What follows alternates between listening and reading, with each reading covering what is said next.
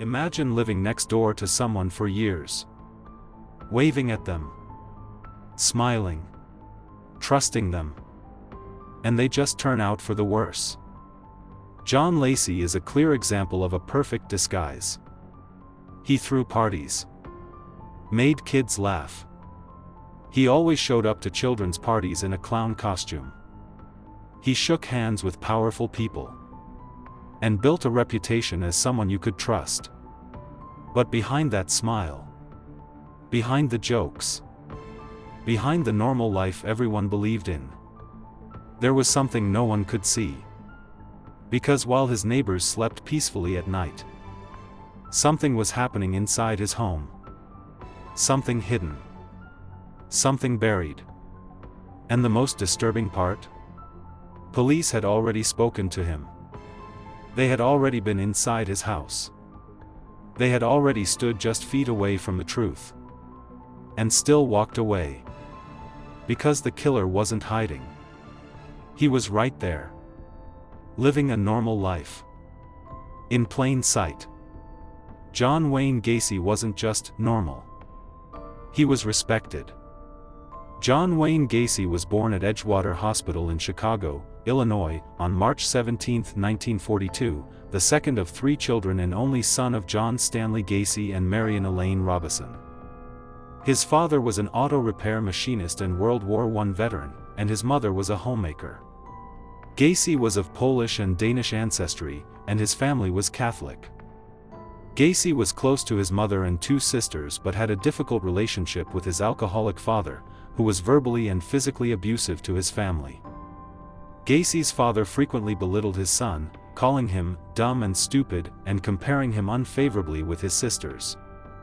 One of Gacy's earliest childhood memories was of his father beating him at age 4 for accidentally disarranging car engine components.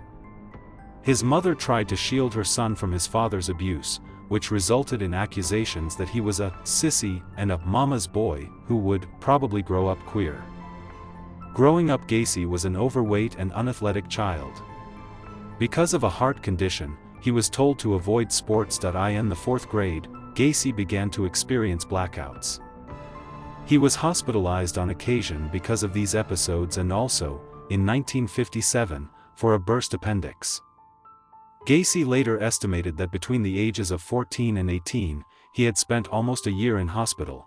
He attributed the decline of his grades to missing school. Gacy's medical condition was never conclusively diagnosed.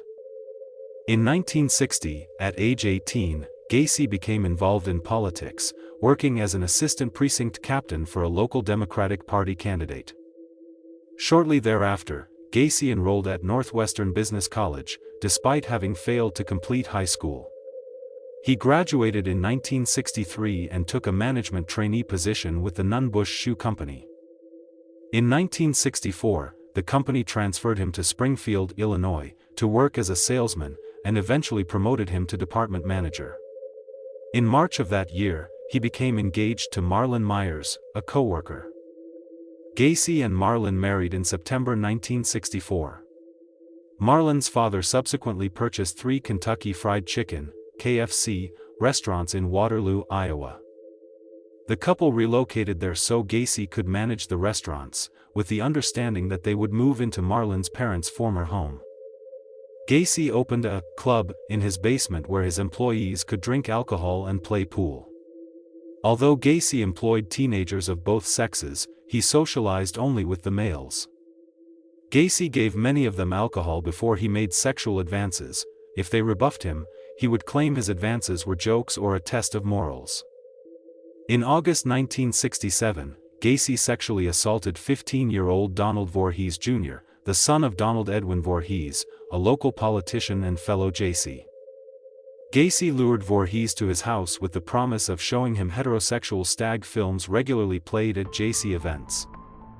Gacy plied Voorhees with alcohol, allowed him to watch a stag movie, then persuaded him to engage in mutual oral sex, adding, "You have to have sex with a man before you start having sex with women." Over the following months, Gacy abused several other youths, including one whom he encouraged to have sex with his own wife before blackmailing him into performing oral sex on him. Gacy also tricked several teenagers into believing he was commissioned to conduct homosexual experiments for scientific research and paid them up to $50 each. On November 7, 1968, Gacy pleaded guilty to one count of sodomy in relation to Voorhees, the son of a politician, but not guilty to the charges related to other youths. He claimed Voorhees had offered himself to him and that he had acted out of curiosity. His story was not believed. Gacy was convicted of sodomy on December 3 and sentenced to 10 years imprisonment, to be served at the Anamosa State Penitentiary. That same day, Gacy's wife petitioned for divorce, requesting she be awarded the couple's home and property, sole custody of their 2 children, and alimony. The court ruled in her favor, and the divorce was finalized on September 18, 1969. Gacy never saw his first wife or children again. Gacy was granted parole with 12 months probation on June 18, 1970, having served 18 months of his 10-year sentence. With financial assistance from his mother, Gacy bought a ranch-style house at 8213 West Summerdale Avenue in unincorporated Norwood Park Township, Illinois, part of metropolitan Chicago. Gacy committed all of his known murders inside his ranch-style house. Typically, he would lure a victim to his home and dupe them into donning handcuffs on the pretext of demonstrating a magic trick.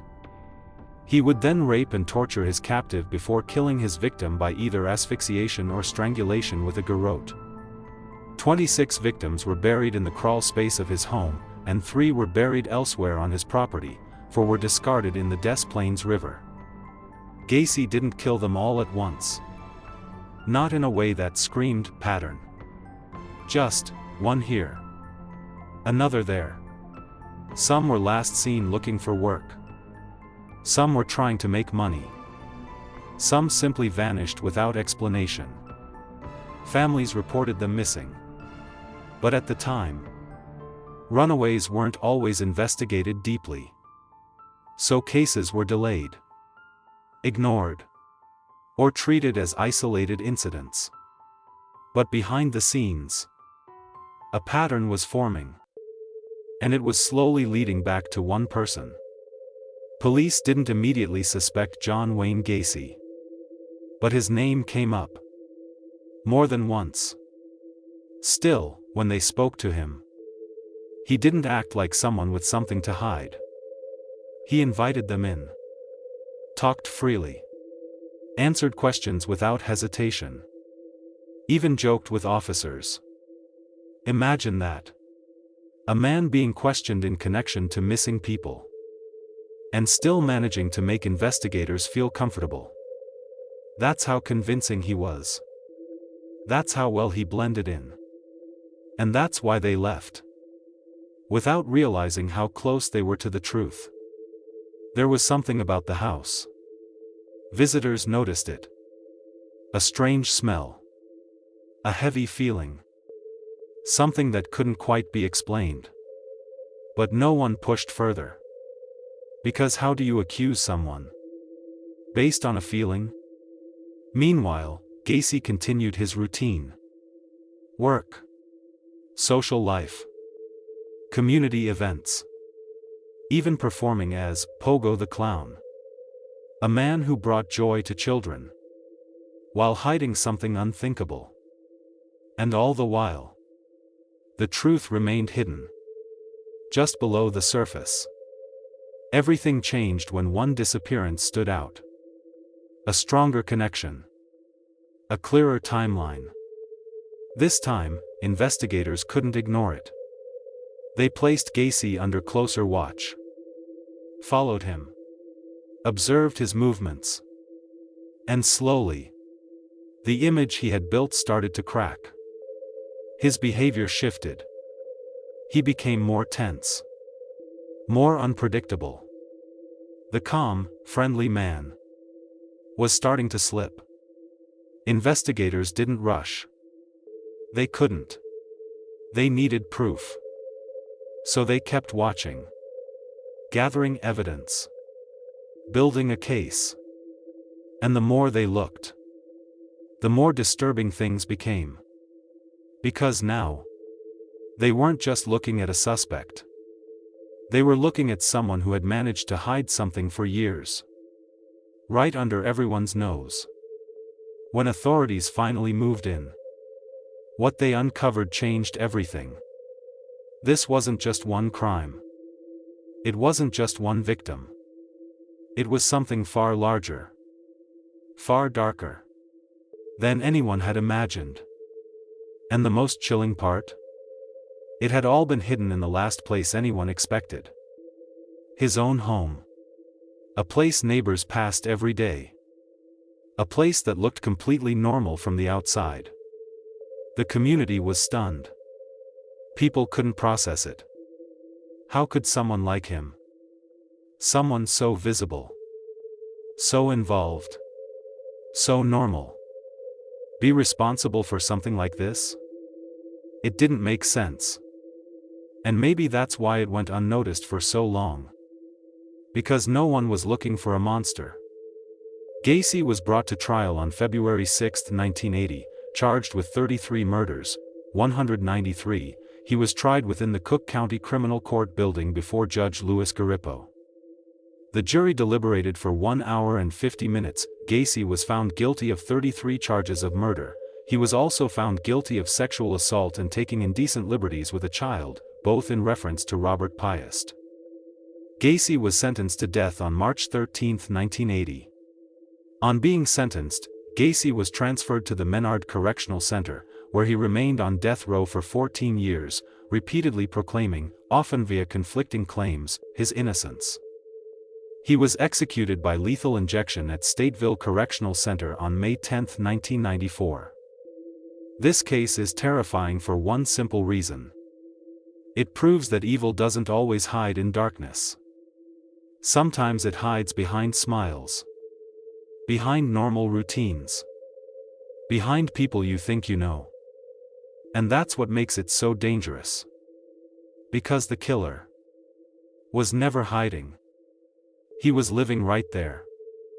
In plain sight.